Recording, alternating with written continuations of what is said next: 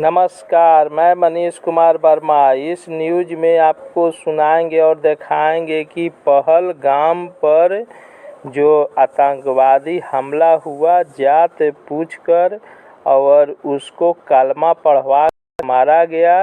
इस पर प्रधानमंत्री का ओजस्वी भाषण आया और पाकिस्तान सुनकर दहल गया। आइए सुनते हैं प्रधानमंत्री के वह ओजस्वी भाषण। उनकी भावनाओं का भी मैं आदर करता हूं। उनकी भावनाओं को मैं भी समझ पाता हूं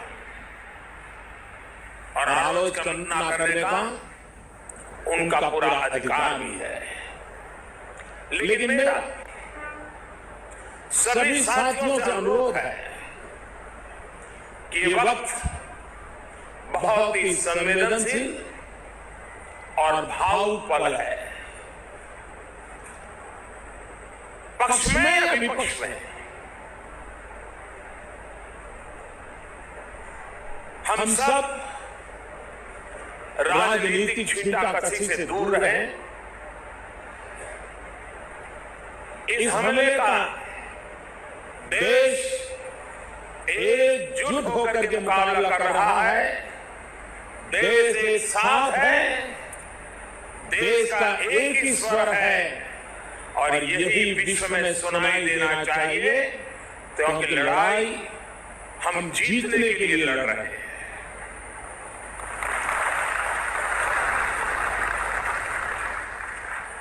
पूरे विश्व में अलग थलग पड़ चुका हमारा पड़ोसी देश अगर ये समझता है कि जिस तरह के कृत्य वो कर रहा है, जिस तरह की साजिश रच रहा है, उससे भारत में अस्थिरता पैदा करने में सफल हो जाएगा, तो वो ख्वाब हमेशा हमेशा के लिए छोड़ दे। वो कभी ये नहीं कर पाएगा और न कभी ये होने वाला है।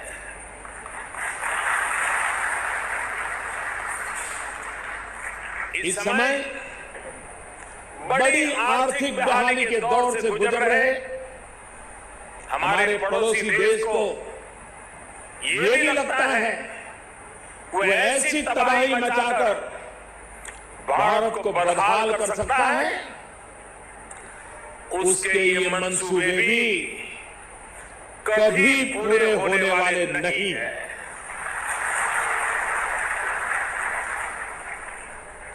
वक्त ने सिद्ध कर दिया है कि जिस रास्ते पर वो चले हैं वो तबाही देखते चले हैं और हमने जो रास्ता अख्तियार किया है वो तरक्की करता चला जा रहा है।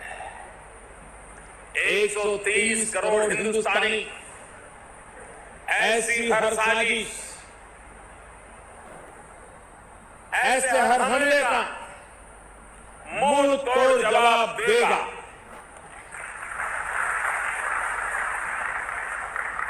कई बड़े देशों ने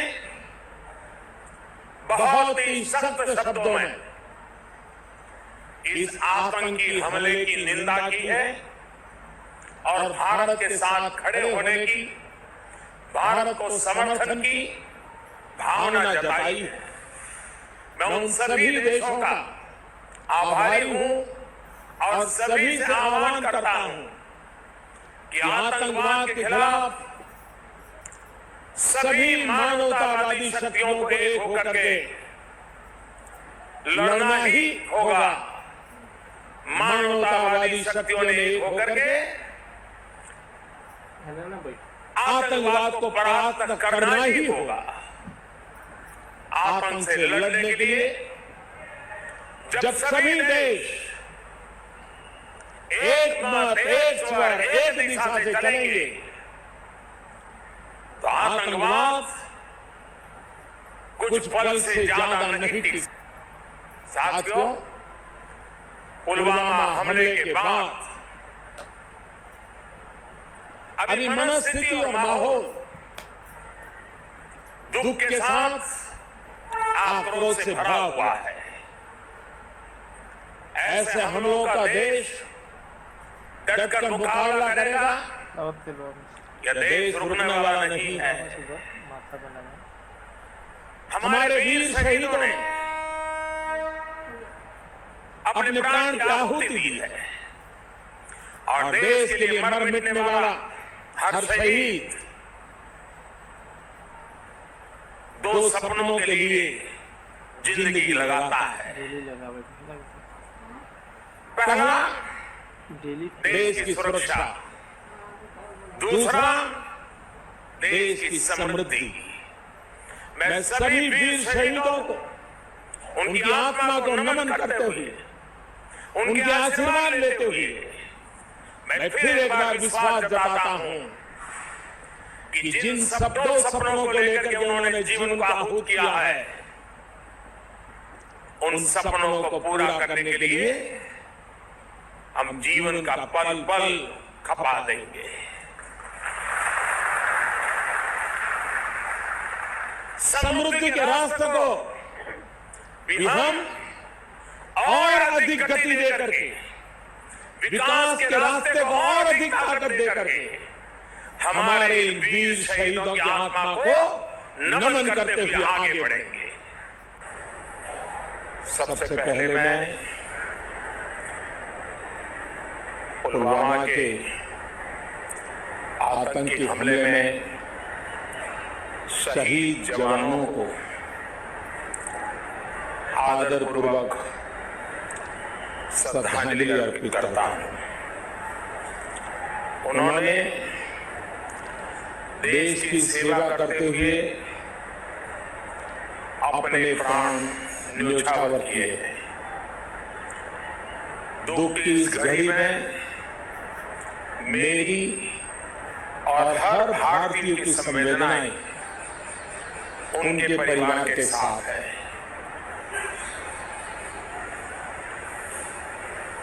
इस हमले की वजह से देश में जितना आक्रोश है, लोगों का खून खौल रहा है, ये मैं भली भांति समझ पा रहा हूं। इस समय जो देश की अपेक्षाएं हैं, कुछ कर गुजरने की भावनाएं हैं, वो भी स्वाभाविक है। हमारे सुरक्षा बलों को पूर्ण स्वतंत्रता दे दी गई है।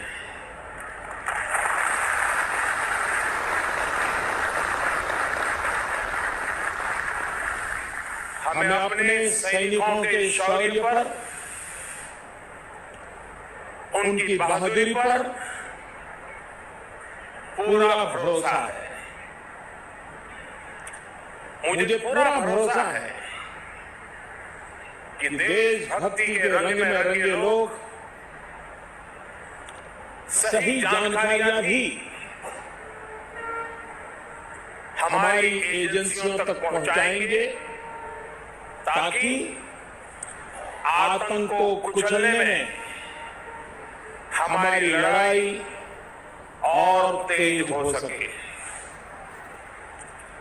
मैं आतंकी संगठनों को और उनके सरपरस्तों को कहना चाहता हूं कि वे बहुत बड़ी गलती कर चुके हैं। बहुत बड़ी कीमत उनको चुकानी पड़ेगी।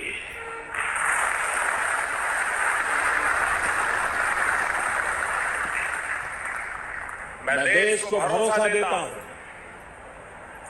कि हमले के पीछे जो ताकतें हैं, इस हमले के पीछे जो भी गुनहगार हैं, उन्हें उनके किए की सजा अवश्य मिलेगी। जो हमारी आलोचना कर रहे हैं, उनकी भावनाओं का भी मैं आदर करता हूं। उनकी भावनाओं को मैं भी समझ पाता हूं और आलोचना करने का उनका पूरा अधिकार भी है। लेकिन सभी साथियों से अनुरोध है कि ये वक्त बहुत ही संवेदनशील और भावुक पल है। पक्ष में या विपक्ष में हम सब राजनीतिक छींटाकशी से दूर रहें।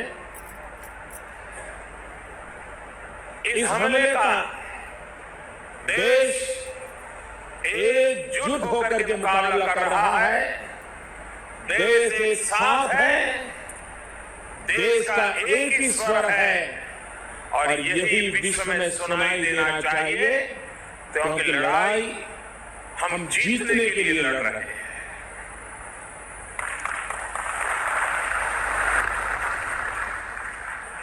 पूरे विश्व में अलग थलग पड़ चुका हमारा पड़ोसी देश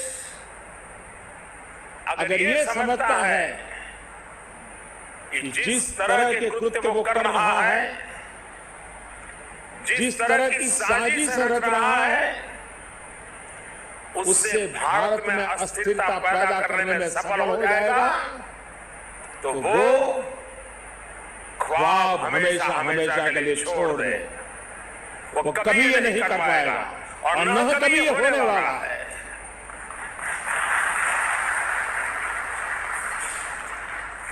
इस समय बड़ी आर्थिक बहाली के दौर से गुजर रहे हमारे पड़ोसी देश को ये भी लगता है वो ऐसी तबाही मचाकर भारत को बदहाल कर सकता है, उसके ये मंसूबे भी कभी पूरे होने वाले नहीं है।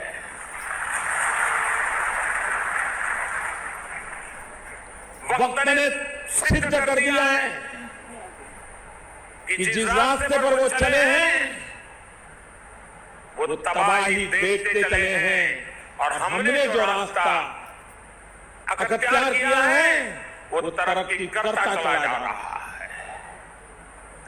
130 करोड़ हिंदुस्तानी ऐसी हर साजिश, ऐसे हर हमले का मुंह तोड़ जवाब देगा।